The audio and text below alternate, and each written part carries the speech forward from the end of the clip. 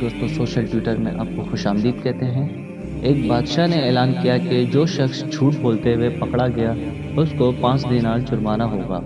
لوگ ایک دوسرے کے سامنے بھی ڈرنے لگے کہ اگر جھوٹ بولتے ہوئے پکڑے گئے تو جرمانہ نہ ہو جائے۔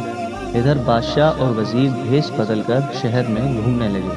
جب تھک گئے تو آرام کرنے کی غرض سے ایک تاجر کے پاس ٹھہرے۔ اس نے دونوں کو چائے پلائی۔ بادشاہ نے تاجر سے پوچھا، تمہاری عمر کتنی ہے؟ تاجر نے کہا 20 سال۔ تمہارے پاس دولت کتنی ہے؟ تاجر نے کہا 70,000 دینار۔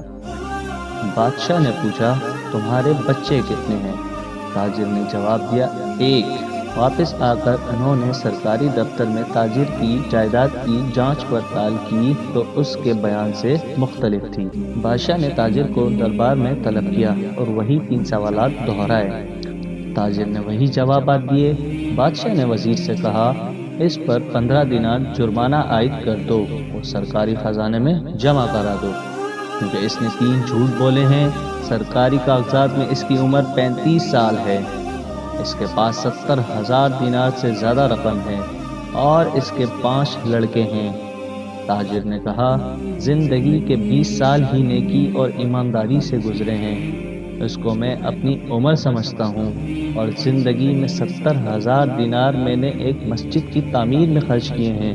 اس کو اپنی دولت سمجھتا ہوں اور 4 بچے نالائق اور بد اخلاق ہیں۔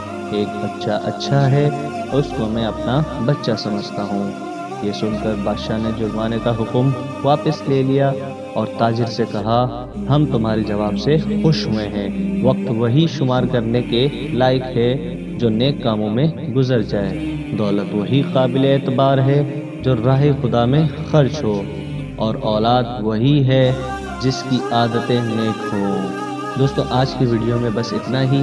اگر آپ کو یہ ویڈیو پسند آئی تو اس کو لائک کیجیے گا، اس پر کمنٹ کیجیے گا اور ہمارے چینل کو سبسکرائب کیجیے گا، اور کمنٹ سیکشن میں اپنی رائے کا اظہار ضرور کیجیے گا کہ آگے مزید آپ کس طرح کی ویڈیو دیکھنا پسند کریں گے۔